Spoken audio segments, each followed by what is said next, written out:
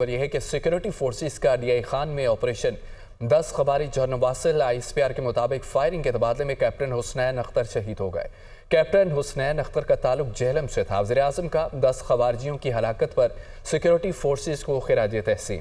ان کی جانب سے کہا گیا سیکورٹی فورسز نے پیشہ ورانہ صلاحیتوں کا بھرپور مظاہرہ کیا ہے، دہشت گردی کے خاتمے تک جنگ جاری رکھیں گے۔ وزیر داخلہ محسن نقوی کا ڈی آئی خان میں دہشت گردوں کے خلاف آپریشن پر سیکورٹی فورسز کو خراج تحسین۔ محسن نقوی نے 10 دہشت گردوں کو جہنم واصل کرنے پر سیکورٹی فورسز کی پیشہ ورانہ صلاحیتوں کو سراہا۔ انہوں نے کہا کہ سیکورٹی فورسز نے انٹیلیجنس بیسڈ آپریشن کر کے دہشت گردوں کے ناپاک عزائم کو خاک میں ملایا ہے۔ 10 خوارجیوں کو عبرتناک انجام تک پہنچانے پر سیکورٹی فورسز کو شاباش دیتے ہیں۔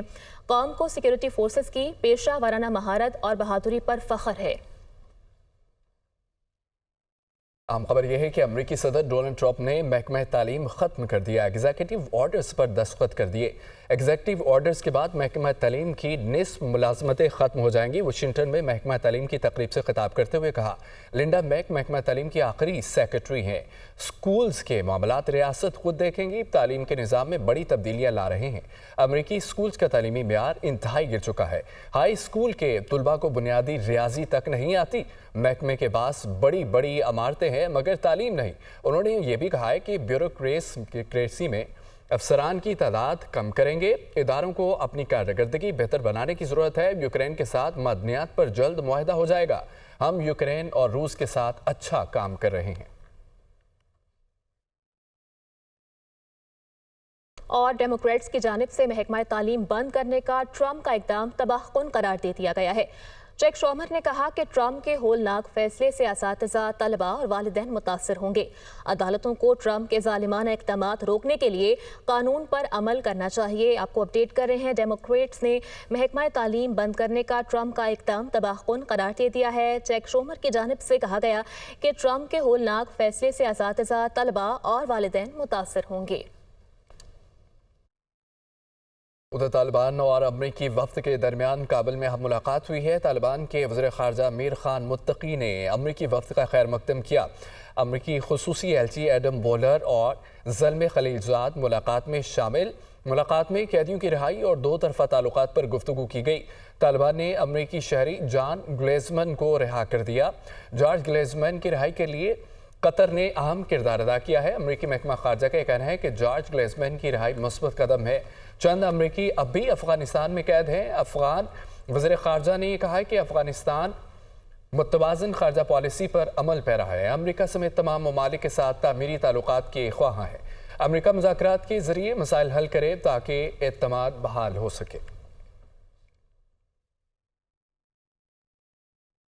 ناظرین، وزیر اعظم میاں محمد شہباز شریف کی مدینہ منورہ میں روضہ رسول صلی اللہ علیہ وآلہ وسلم کی زیارت۔ مسجد نبوی صلی اللہ علیہ وآلہ وسلم میں عبادات اور نوافل ادا کیے اور پاکستان کی ترقی اور خوشحالی کے لیے خصوصی دعا کی گئی۔ وزیر اعظم اور وفد کے لیے خصوصی طور پر ریاض الجنہ کے دروازے کھولے گئے۔ آپ کو اپڈیٹ کر رہے ہیں، وزیر اعظم میاں محمد شہباز شریف کی مدینہ منورہ میں روضہ رسول صلی اللہ علیہ وآلہ وسلم کی زیارت۔ مسجد نبوی صلی اللہ علیہ وآلہ وسلم میں عبادات اور نوافل ادا کیے گئے اور پاکستان کی ترقی اور خوشحالی کے لیے خصوصی طور پر دعا مانگی گئی۔ وزیر اعظم اور وفد کے لیے خصوصی طور پر ریاض الجنہ کے دروازے کھول دیے گئے۔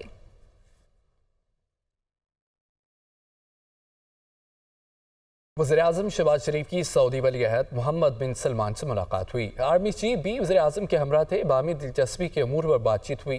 وزیر اعظم نے ایکس پر پیغام میں کہا ہے کہ سعودی ولی عہد کے ساتھ ملاقات باعث اعزاز ہے۔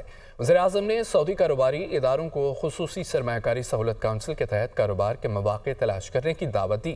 شہباز شریف مدینہ منورہ گئے جہاں گورنر نے ان کا ایئرپورٹ پر استقبال کیا۔ تفصیل دیکھیے اس رپورٹ میں۔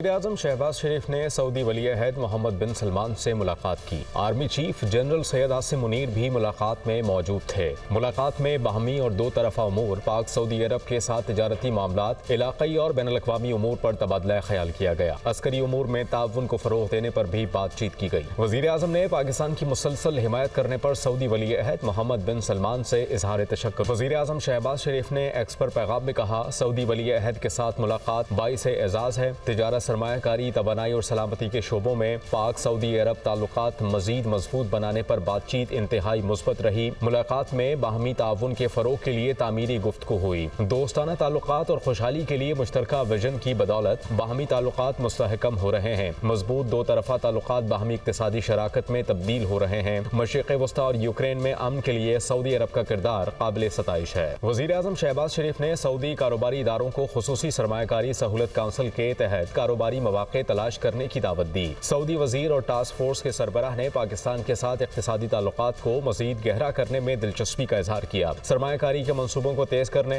اور ان پر عمل درآمد کو یقینی بنانے کے لیے ادارہ جاتی تعاون بڑھانے پر تبادلہ خیال کیا گیا۔ فریقین کا پاکستان سعودی اقتصادی شراکت داری کو مزید مستحکم کرنے پر اتفاق کیا گیا۔ ملاقات میں طویل المدتی اور باہمی طور پر مفید اقتصادی تعلقات کو فروغ دینے کے لیے دونوں ممالک کے عزم پر زور دی۔ وزیر اعظم محمد شہباز شریف مدینہ منورہ پہنچے، جہاں گورنر مدینہ شہزادہ سلمان بن سلطان نے ایئرپورٹ پر ان کا استقبال کیا۔ وزیر اعظم کے ہمراہ نائب وزیر اعظم اسحاق ڈار، وزیر اعلیٰ پنجاب مریم نواز، اہم وفاقی وزراء بھی سعودی عرب پہنچے۔ اور امریکہ میں پاکستان کے سفیر رضوان سعید شیخ کہتے ہیں کہ امریکہ کے لیے سفری پابندیوں سے متعلق میڈیا میں باتیں ہو رہی ہیں۔ میڈیا میں لسٹیں ترتیب دینے کا ذکر کیا جا رہا ہے۔ سرکاری طور پر کوئی چیز حتمی نہیں۔ دنیا نیوز کے پروگرام آن دی فرنٹ میں گفتگو کرتے ہوئے ان کی جانب سے کہا گیا کہ لسٹ میں نام آنے سے متعلق ابھی کچھ بھی کہنا قبل از وقت ہوگا۔ ہم مسلسل رابطے میں ہیں۔ ہماری کوشش ہے پاکستانیوں کے لیے مثبت خبر آئے۔ جو میڈیا میں آ رہا ہے کہ اس قسم کی ترتیب دی جا رہی ہے 3 مختلف حصوں میں کچھ جو اقوام ہیں ان کو تقسیم کیا جا رہا ہے۔ ابھی کچھ کہنا جو ہے وہ قبل از وقت ہے۔ ظاہر ہے کہ ہم رابطے میں ہیں۔ سفارتی عمل جو ہے وہ ایک تدریجی عمل ہوتا ہے، وہ جاری ہے، جاری رہے گا، اور کوشش بھرپور ہے کہ ہم مثبت طریقے سے کسی مثبت نتیجے پہ پہنچے۔ پاکستان اور امریکہ کے درمیان دہشت گردی پہ تعاون جو ہے وہ بہت ہی قدیم ہے اور مسلسل ہے۔ پاکستان واحد ملک تھا ان ممالک میں جن کا نام اس تقریر میں لیا گیا ٹرمپ صاحب کی طرف سے، جس کا انہوں نے شکریہ ادا کیا اس تعاون پہ جو دہشت گردی کے سلسلے میں پاکستان جاری رکھے ہوئے ہے، اور اس خاص واقعے کے حوالے سے بھی انہوں نے شکریہ کا اظہار کیا۔